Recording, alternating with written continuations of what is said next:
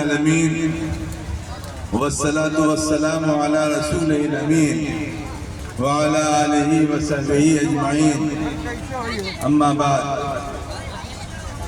قال رسول الله صلى الله عليه وسلم العلم نور أو كما قال عليه الصلاة والسلام. ہم کو بننا ہے نشان راہ منزل دوستو، ہم کو بننا ہے نشان راہ منزل دوستو، ہم اگر بھٹکے تو کتنے کارواں کھو جائیں گے. اور کانپتا ہے دل تیرا اندیشہ طوفان سے کیا، کانپتا ہے دل تیرا اندیشہ طوفان سے کیا، نا خدا تو بحر تو کشتی بھی تو ساحل بھی تو. اسٹیج پر جلوہ افروز صدر عالی قدر حضرات علماء کرام، حاضرین و ناظرین و سامعین، آج کی اس تاریخی جلسے میں جہاں علاقے کی ممتاز شخصیتیں موجود ہیں اور عوام الناس کا ایک بڑا طبقہ موجود ہے، یہ ادارہ تاریخ ساز رہا ہے اور تعلیمی اور تربیتی لحاظ سے اس کا فیض عام رہا ہے. حضرات، آپ جانتے ہیں کہ تعلیم و تربیت کے حوالے سے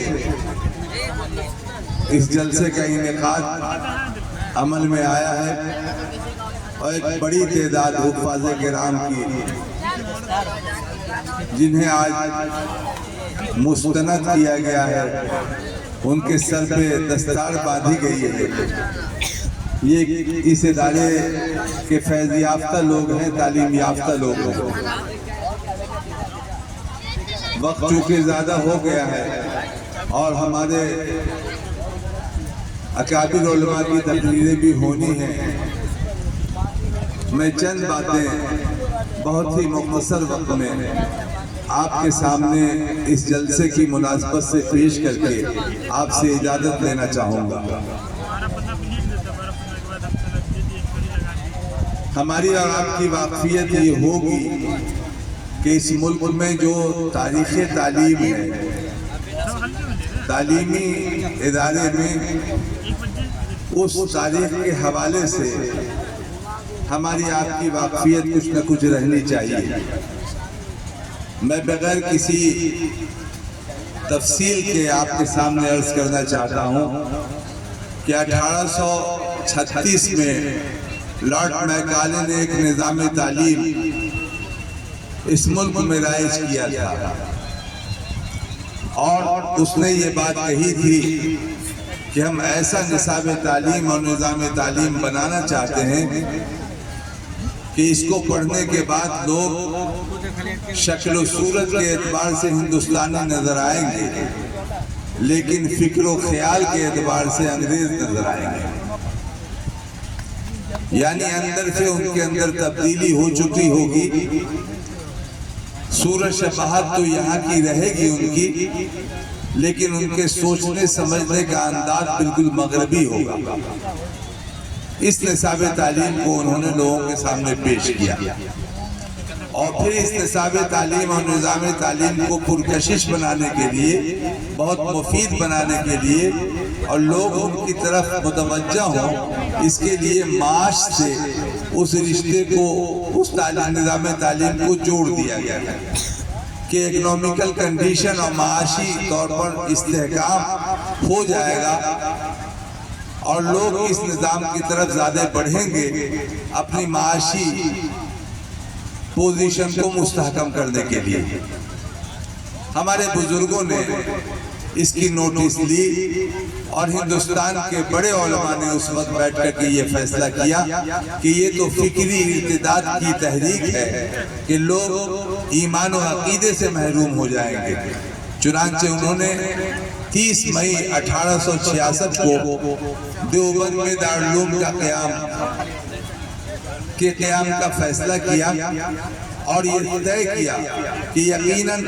ایک ایسا نصاب تعلیم اور نظام تعلیم رائج کیا جانا چاہیے اور پورے ملک میں مدرسے کے جال کو بچھا دینا چاہیے کہ ہر طرف لوگ تعلیم و تربیت کی طرف آگے بڑھیں اور صورت شباہت کے اعتبار سے یہاں کے ہندوستانی رہیں،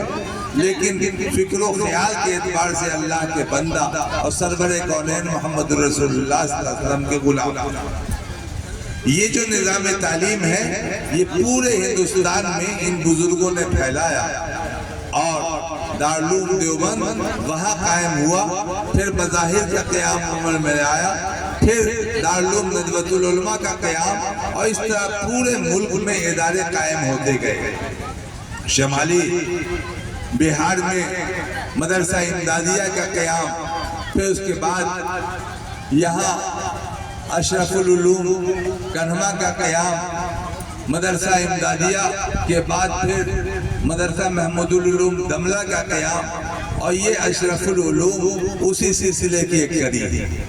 جس ادارے کے جلسے میں ہم لوگ بیٹھے ہیں، اور انہوں نے تعلیم و تربیت کے لحاظ سے ایک بڑا کام شروع کیا، پورے ملک میں پھیلانے کا کام کیا۔ اس طرح کے اداروں نے چٹائی پر بیٹھ کر کے بڑا کارنامہ انجام دیا ہے، اور یہ جو ہمارے ادارے ہیں یہ ہمارے ادارے ملی ادارے ہیں، تدریسی ادارے ہیں، تہذیبی ادارے ہیں، ثقافتی ادارے ہیں، اور ان اداروں کا بڑا رول ہے۔ ان اداروں نے نہ صرف تعلیم و تربیت کا کام کیا بلکہ ملک کی تعمیر و ترقی میں بھی انہوں نے حصہ لیا اور ملک کو ایک رخ پر لے جانے کی کوشش کی انہوں نے۔ یہی وجہ ہے کہ یہ جو مدارس جہاں جہاں نظر آتے ہیں، فریڈم موومنٹ میں بڑا کارنامہ ان کا رہا، اور جنگ آزادی میں ان کا کارنامہ رہا، اور یہی بیٹھ کر کے لوگوں نے جنگ آزادی کی اسکیم تیار کی، اور یہاں کے علماء نے فضلہ نے بڑا کام کیا۔ تو مدارس کو صرف تعلیمی ادارے کے طور پر نہیں دیکھنا چاہیے، یہ دیکھنا چاہیے کہ سماج کی ہمہ جہت تعمیر و ترقی میں مدارس نے بڑا رول ادا کیا ہے، اور